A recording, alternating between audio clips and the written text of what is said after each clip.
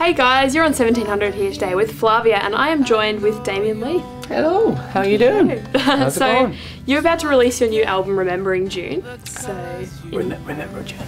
Remember June, yeah. I'm sorry. No, everybody gets wrong, and it's my own fault because I actually called it Remembering June to begin with, and then I thought, no, I want to change it to her. No, okay, so why didn't you call it Remembering June? Because it sounded more like a kind of, you know, someone who had passed away or something like that. So I thought, because it's not necessarily about a person, so it's so it was better to kind of talk about it as a broad topic, you know. So what is the story behind the name of the album? Well, it actually links. I have a novel coming out in April next year, and I was working on both at the same time. So there's a theme in both, which I can't say just yet because I have to wait until the novel next year. But there is something that links the two of them together, and it exists in the title. So we'll have to wait until next year. Okay. That reveal next year. And wanting more. Exactly. So this is your third studio album. Yeah. Is that correct? So what sets this one apart from earlier albums like Where We Land and Catch the Wind? Well, it's fully original. You know, this is entirely my album. I mean, there's a couple of co-writes, but overall, there's no covers. There's no, you know, there's nothing like that. But it's quite a different album. It does have a concept, you know, so it has an intro and an outro, and it does have a story running through it. It's heavier. It's definitely a heavier album, yeah, I just think it's a bigger sound. So it's the same as what people know me for, but it's bigger. It's much bigger. Well, I read that you, when you were producing the album, wanted to go with Killers meets Roy Orbison. So is that what you meant by the big sound that you wanted to go Yeah, for? you know the way, I mean, Roy was able to sing, you know, anything from real kind of classical songs to rock songs. And keep his voice nice all the way through it, but with a big sound behind it. And the Killers are a big sound, so we kind of thought, okay, there's a good reference point. We wanted a big sound, but we still want the vocals, you know, kind of mingling nice in there, not having to go rough or anything like that to pull it off. So yeah, so it was just a good reference point for us. Oh, cool.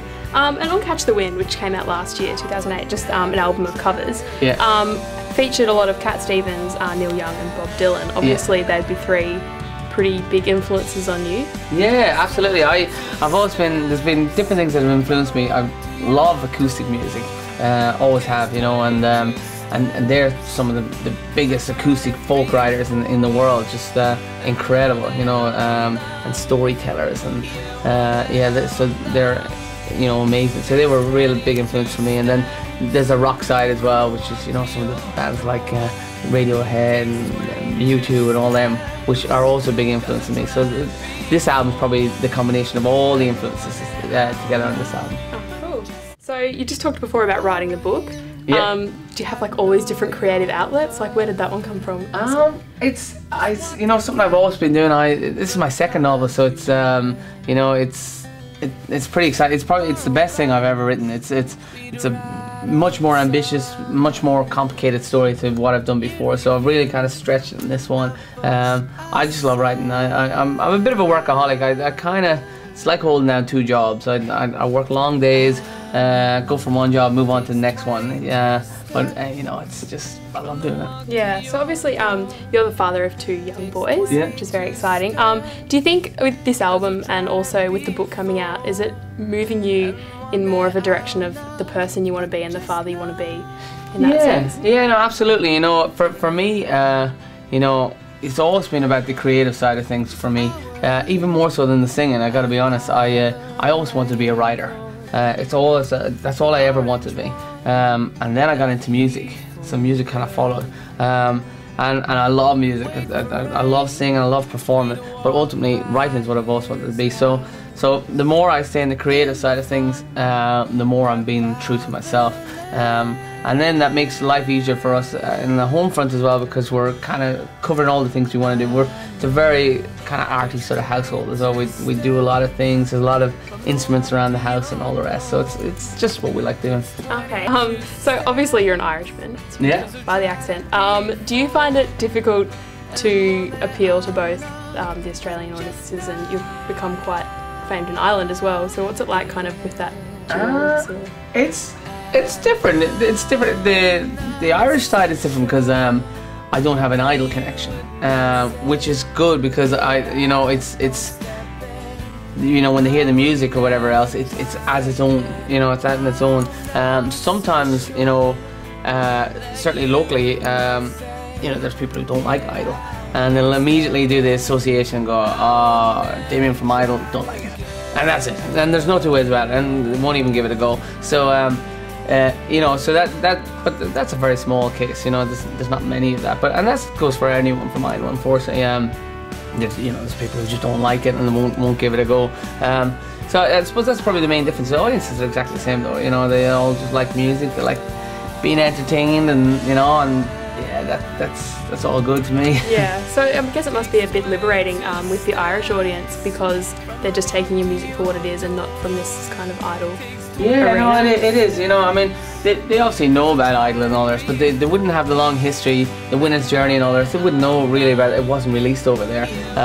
So there's things like that. So I'm not established as a covers act overseas, where I'm very well known for covers here. So I've got to slowly break away from that. Where over there I don't necessarily have to. I've still got loads of work to do over there though. We've got to set up this new album and all the rest, so we'll see how that goes. Time will tell. You're going to go over and do some tours over there? And yeah, we're hoping to release a single later this year over there, and then the album the new year. So we've got a bit of work to do, but it should be good. Excellent. So where do you see yourself? Obviously it's your third album. Where do you see yourself in 5 years' time? Another couple of albums, or? Yeah, well, I hope so. You never know. It's a very fast-moving industry, and you can be passed by very fast if you're not doing the right thing, or if whatever you're doing isn't appealing. So, the main thing for me is writing is my biggest priority. Publishing as well. I write songs for other people as well. So, writing stories, writing songs. That's the long-term plan for me. I'd love the music to last, but we just have to wait and see. Okay, and finally, I just have to ask you, what is your opinion on Lady Gaga? Lady Gaga? I don't mind her actually. I don't mind her. She's a marketing monster. She comes up with every trick in the book, and she backs it up 100%. So, that's partly her appeal is that she's controversial and she works it really well. But she's got good songs as well. They're catchy. I'm not a big fan. It's not my cup of tea, but I can hear it and go, hey, it's a good song. I don't like it, but it is a good song, Excellent. Well, Remember June is out on October the 9th. Yeah. So thank you for coming on 1700, and best of luck with the album and everything. Thank you very much, and thank you very much.